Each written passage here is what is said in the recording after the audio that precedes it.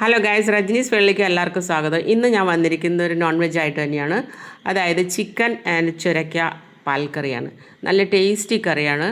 അപ്പോൾ എല്ലാവരും ഒന്ന് ട്രൈ ചെയ്ത് നോക്കണം ഒരു പ്രാവശ്യമെങ്കിലും.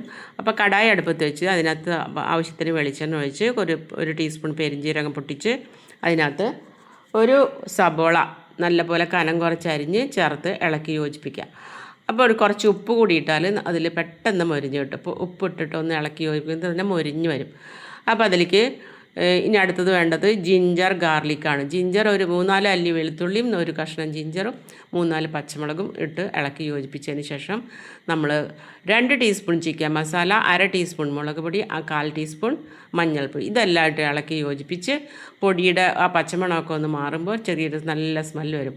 അപ്പോൾ നമുക്ക് അരിഞ്ഞു വെച്ചിട്ടുള്ള കുറച്ച് തക്കാളിയും കൂടെ ചേർക്കണം കേട്ടോ. തക്കാളി ചേർക്കണം, നല്ല ടേസ്റ്റാണ്. അത് കാണിക്കാൻ വിട്ടുപോയി.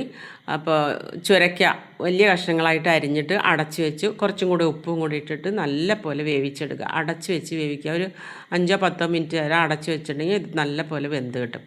അപ്പോൾ വെന്ത് കഴിയുമ്പോൾ നമുക്ക് അതിലേക്ക് ചിക്കൻ്റെ പീസുകൾ ഇടാം. ചിക്കൻ്റെ പീസ് ഒരുപാടൊന്നും വേണമെന്നില്ല, കുറച്ചിട്ടാലും നല്ല ടേസ്റ്റാണ്.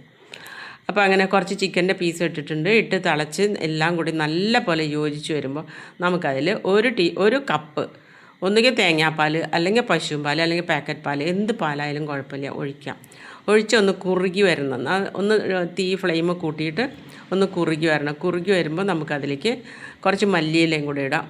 നല്ല ടേസ്റ്റുള്ള കറിയാണ്. ഉപ്പൊക്കെ നോക്കി പാകത്തിനാണെന്ന് അറിഞ്ഞിട്ടുണ്ടെങ്കിൽ നമുക്കത് സെർവ് ചെയ്യാനായിട്ട് ഇറക്കി വയ്ക്കാം. അപ്പോൾ ചിക്കനും ചുരക്കയും കൂടിയുള്ള കറി നിങ്ങൾ ആരും വെച്ചിട്ടില്ലെങ്കിൽ തീർച്ചയായിട്ടും ഒരു പ്രാവശ്യമെങ്കിലും ഒന്ന് വെച്ച് നോക്കണം. പിന്നെ നമുക്ക് ചുരക്ക കിട്ടുമ്പോഴൊക്കെ ഇതുപോലെ വെക്കാനായിട്ട് തോന്നുന്നു. അത്രയും ടേസ്റ്റാണ്. ചപ്പാത്തി, ചോറ്, പൂരി, അതുപോലെ ഇടിയപ്പം എല്ലാത്തിൻ്റെയും കൂടി നല്ലതാണ്. അപ്പോൾ കുറച്ച് മല്ലിയിലയും കൂടി ഉണ്ടെങ്കിൽ നമ്മുടെ കറി റെഡി ആക്കിയിരിക്കുകയാണ്.